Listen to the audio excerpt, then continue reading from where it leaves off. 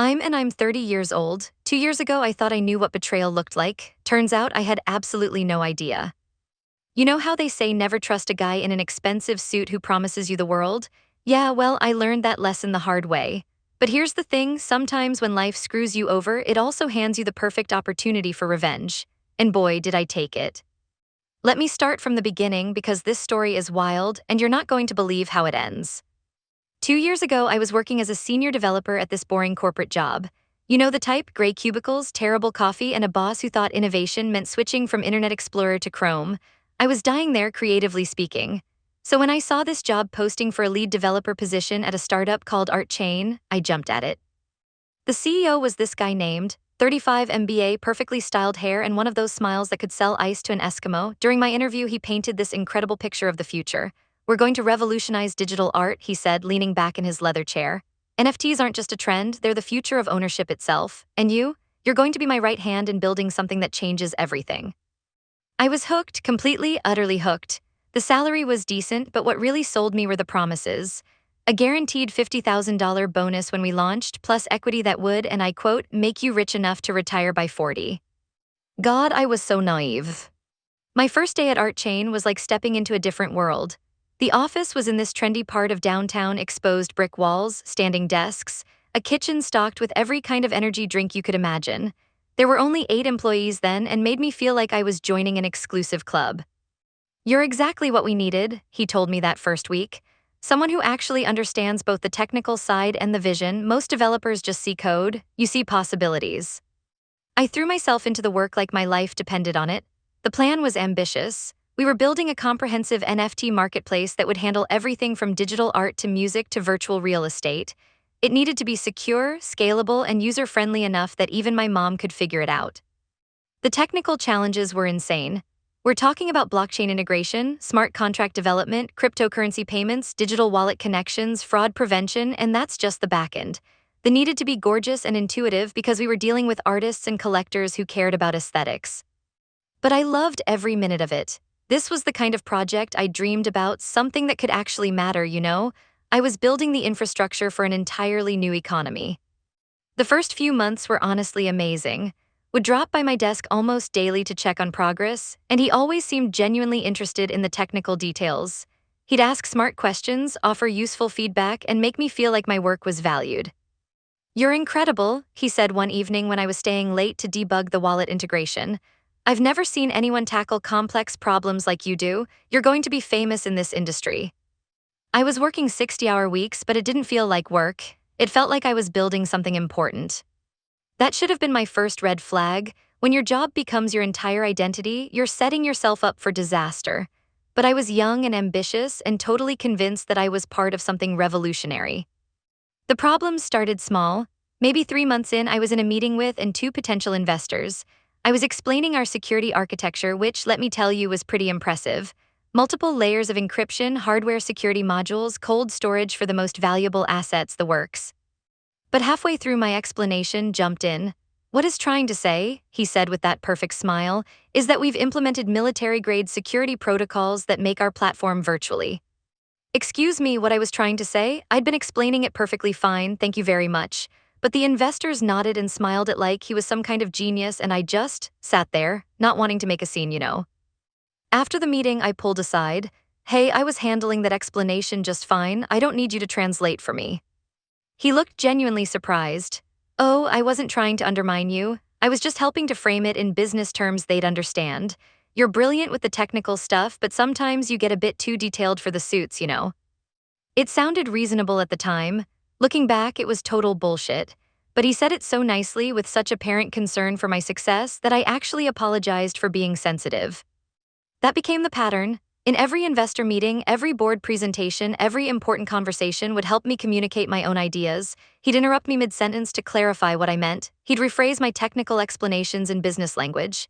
He'd pat my shoulder and say things like "great teamwork," while taking credit for concepts I'd spent weeks developing. The worst part was how subtle it was. He never directly said my ideas were his, he just absorbed them like intellectual osmosis. By the time they came out of his mouth, somehow they'd become our strategy or the company's approach rather than solution. But I kept telling myself it didn't matter. As long as the product got built correctly, as long as I got my bonus and equity, I could tolerate ego games. I was building something incredible, and that's what mattered. God, I was such an idiot. The development process took about 18 months. 18 months of 60-hour weeks, missed social events, and a slowly disintegrating personal life. I missed my sister's wedding because of a critical deadline that turned out to be wanting to impress some investor with an early demo. I broke up with my boyfriend David because I was never available, always at the office, always debugging something, always just one more feature away from being done. You're obsessed, David said during our last fight. This job is consuming your entire life. When's the last time we did something together that didn't involve you checking your phone every 5 minutes? He was right, but I couldn't see it then. I was so deep in the startup mindset, that toxic belief that if you're not sacrificing everything for your work, you're not dedicated enough, was great at reinforcing that mentality. The people who change the world don't work 9 to 5, he'd say. They work until the job is done. That's what separates the winners from the also-rans. Easy for him to say, he wasn't the one actually doing the work. But somehow, despite everything, we got it done. By month 17, we had a fully functional NFT marketplace. Beautiful interface, rock-solid security, seamless user experience. I'd personally written about 80% of I designed the database architecture, implemented the blockchain integration, created the smart contracts, built the payment processing system, everything. The security was particularly sophisticated. Most NFT platforms at the time were getting hacked left and right because they cut corners on security, not us. I'd implemented multiple redundancies, cold storage systems, multi-signature wallets, hardware security modules, the works. The crown jewel was the master smart contract that controlled the entire platform, secured by a private key that I'd generated using my own hardware wallet. That private key was basically the skeleton key to the entire operation. Without it, nobody could approve transactions, mint new NFTs, or process payments. It was the most critical piece of the entire system. And it lived on my personal hardware wallet. Why did I do it that way? Honestly, paranoia. In 18 months of working at ArtChain, I'd watched become increasingly, let's call it flexible with other people's contributions. The intern who designed our logo never got credited. The marketing consultant who came up with our slogan got replaced right before launch. The freelance designer who created our visual identity got paid half what she was promised. I wasn't about to let the same thing happen to me with the most critical component of the entire system, so I kept that private key on my personal device, just in case. Best decision I ever made. Launch day was February 15th. We'd been building hype for months, was great at that part, I'll give him credit. Social media campaigns, influencer partnerships, early access for selected artists. By the time we went live, we had thousands of people waiting to get on the platform. The results were incredible, like beyond our wildest projections. We did $4 million in transactions in the first week.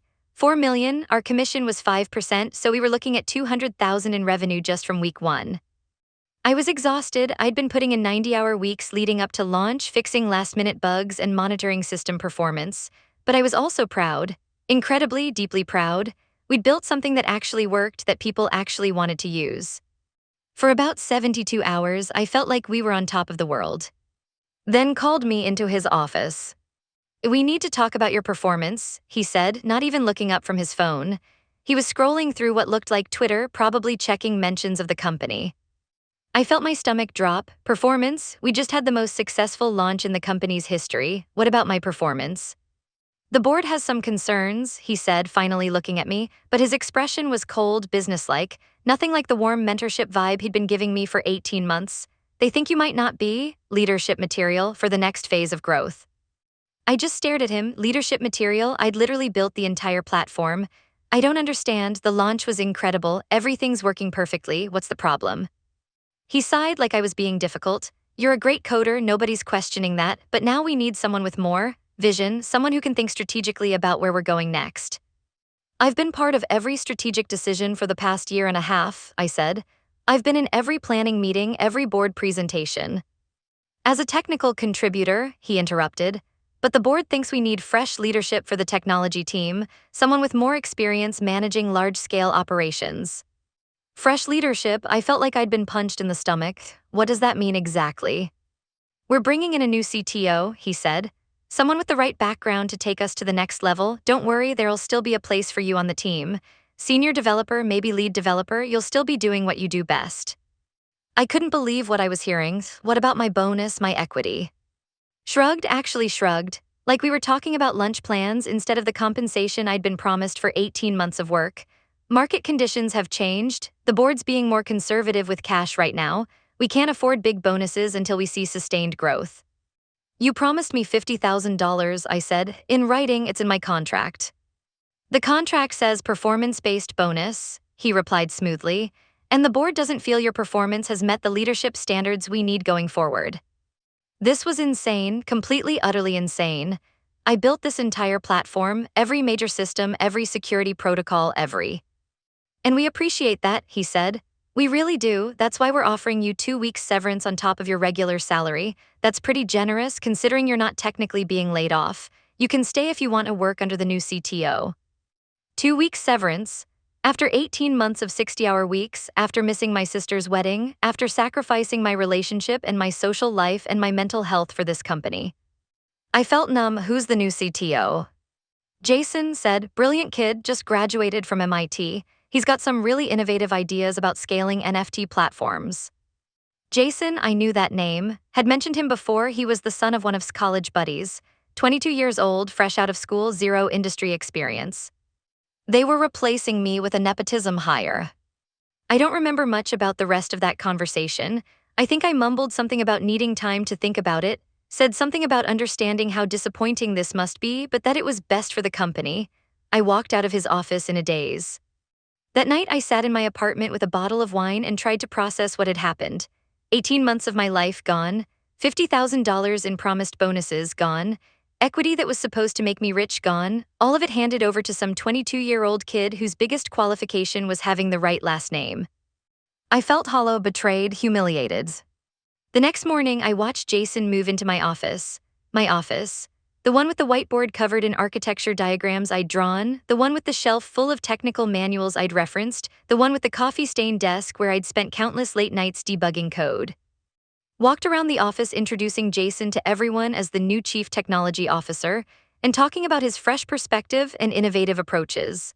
Jason smiled and nodded and said things like, I'm excited to optimize our blockchain integration, without any apparent understanding of what that actually meant.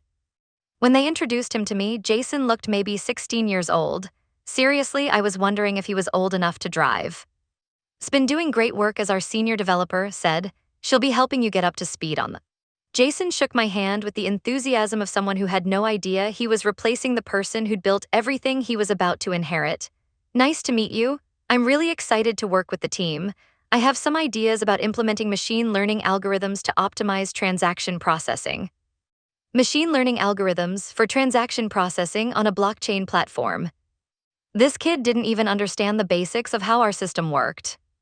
I spent the next 3 days in a weird emotional limbo.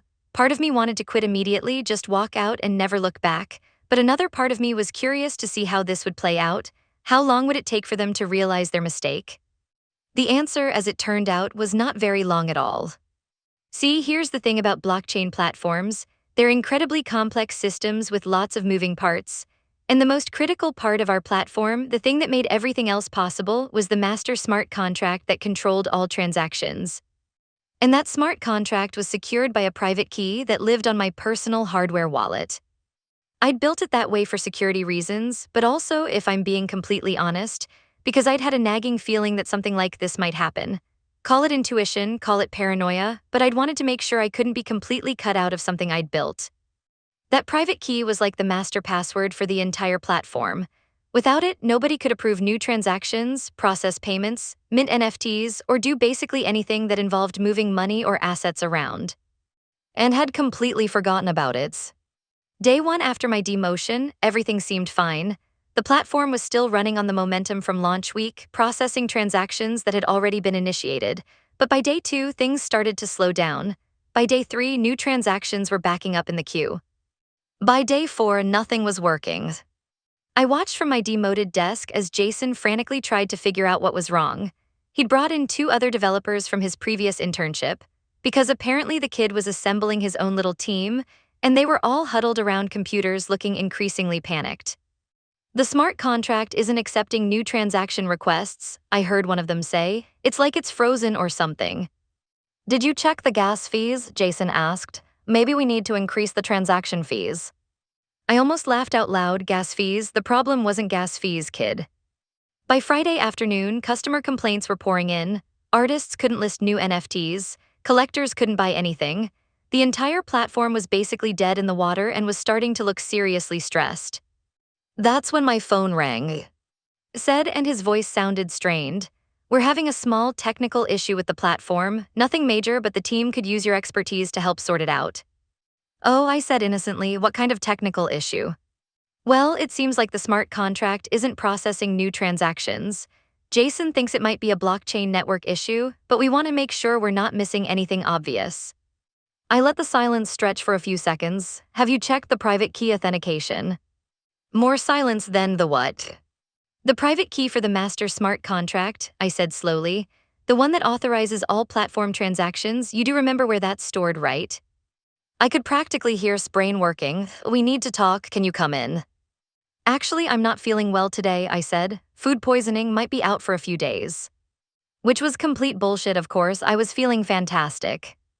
Over the weekend, I watched the situation deteriorate from the comfort of my apartment. Social media was lighting up with complaints about the platform being down. Customers were demanding refunds. Competitors were having a field day, posting about how unreliable NFT platforms were. ArtChain's reputation was going down in flames and was powerless to stop it. Monday morning, my phone started ringing at 7 a.m. Please, said when I finally answered, we need you to come in, this is an emergency. What kind of emergency? I asked, though I already knew. The platform's been down for 4 days. We're losing customers, money, everything. Jason says he needs access to some kind of master key that you set up. Oh, the private key for the smart contract, I said. Yeah, that's stored on my personal hardware wallet for security reasons. Can you unlock it, please? I know we had some difficulties last week, but... Difficulties? I interrupted. You demoted me and tried to cut me out of my own project after I built the entire platform from scratch. I know, he said quickly, and maybe we were hasty about that, maybe we can work something out. Maybe we can work something out? After 4 days of watching his precious platform burn, suddenly he was interested in working something out. I'm listening, I said. 10%, he said, 10% of all future profits, and will restore your original title. You can work alongside Jason as co-CTO. Co-CTO, with the 22-year-old nepotism hire who thought machine learning was the solution to blockchain transaction processing. I actually laughed out loud. Do you remember what you said to me last week about me not being leadership material? Silence. Well, here's some leadership for you, I continued. I want 50% ownership of the company, my original $50,000 bonus, a public apology for the way I was treated, and Jason fired immediately. That's insane, he sputtered. I can't give you 50% of the company, that would make you the majority owner. Yes, it would, I said cheerfully. It would also reflect the actual value I've contributed to this company. Without me, you have nothing, literally nothing. Your platform is worthless without that private key. We'll find another way, he said, but his voice lacked conviction. We'll rebuild the smart contract, create a new key. Sure, I said. That'll only take about 6 months of development time, assuming you can find someone who actually understands blockchain architecture. And of course, you'll have to migrate all existing NFTs to the new contract, which means getting permission from every single customer. Oh, and you'll need to convince them to trust you again after this spectacular failure. Another pause, longer this time. Meanwhile, I continued, your competitors are going to eat your lunch. $4 million in first-week transactions, that's not going to look so impressive when you're explaining to investors why your platform has been down for a week. I could hear him breathing heavily on the other end of the line. Be reasonable, we can work out a fair deal, but 50% is non-negotiable, I said firmly. You had 18 months to treat me fairly, you chose not to, now you get to live with the consequences. I hung up. He called back immediately. I let it go to voicemail. He called again. Voicemail. By the end of the day, I had 17 missed calls and 12 increasingly desperate voicemails. But I wasn't ready to deal yet. I wanted him to really understand the position he was in. Tuesday, the complaints got worse. A major crypto news site published an article titled ArtChain NFT Platform Down for 5th Day, Customers Demanding Answers. The company's Twitter mentions were a disaster zone. Wednesday tried a different approach. His lawyer called me. Ms., the lawyer said in that smooth legal voice, I represent ArtChain Technologies. We need to discuss the return of company property that's currently in your possession. What company property would that be? I asked.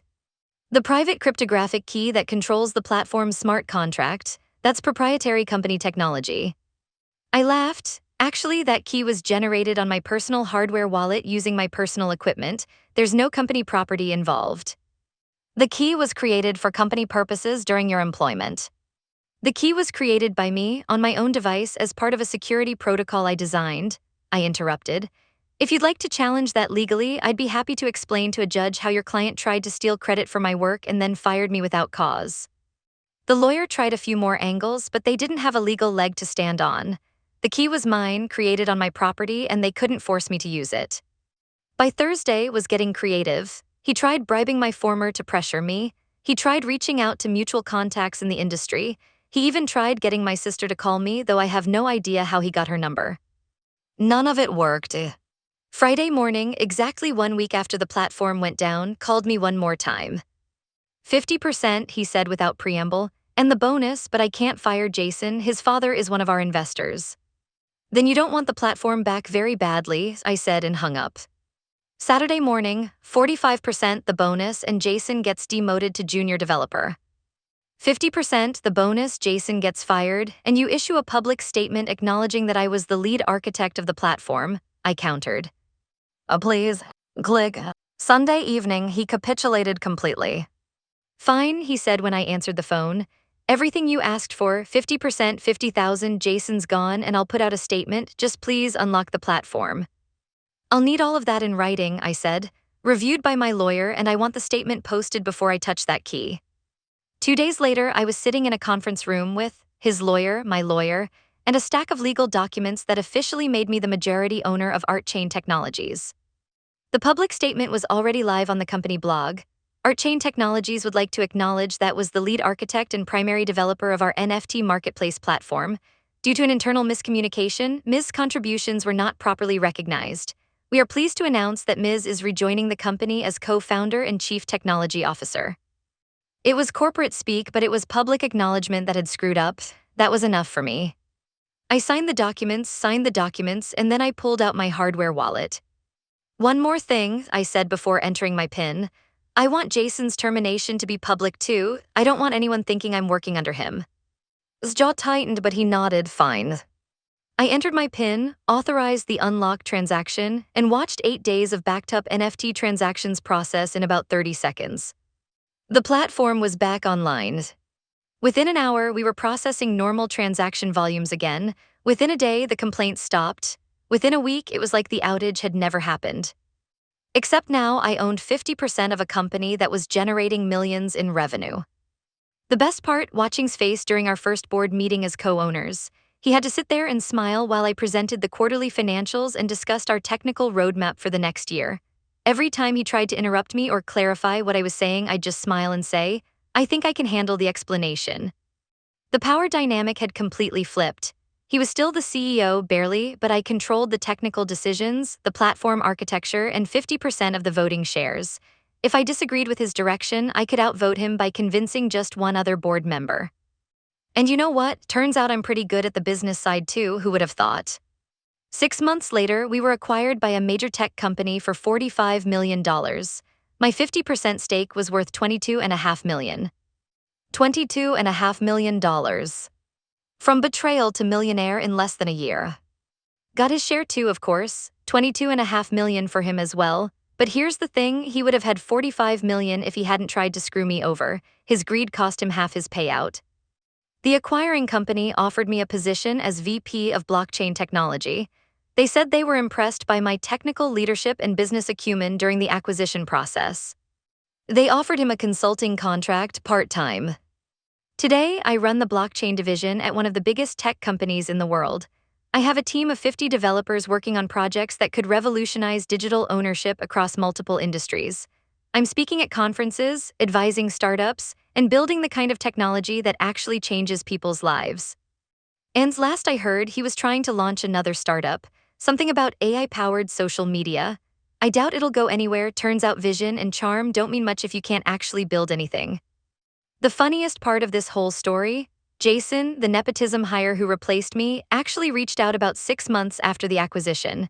He wanted advice on how to break into blockchain development. I was nice about it. I even gave him some book recommendations and suggested a few online courses, but I couldn't help wondering what would have happened if had just, kept his promises. treated me fairly, recognized my contributions. He'd be worth twice as much today, and he'd still have a company to run. Instead, he learned the most expensive lesson of his life: never screw over the person who holds the keys to your kingdom. Sometimes people ask me if I plan the whole thing, if I deliberately set up the private key situation knowing I might need leverage someday. The honest answer is, kind of. I mean, I didn't expect to get fired, but I had a feeling might try to push me out eventually. The signs were there from the beginning. So yeah, I protected myself, and when the time came, that protection turned into the best revenge I could have asked for. These days, I make sure my contracts are bulletproof. I document everything. I keep records of every contribution, every idea, every late night and weekend I put into a project, and I never ever let anyone else control the most critical components of my work. Trust but verify, and always have a backup plan. Because you never know when you might need to remind someone who really holds the keys.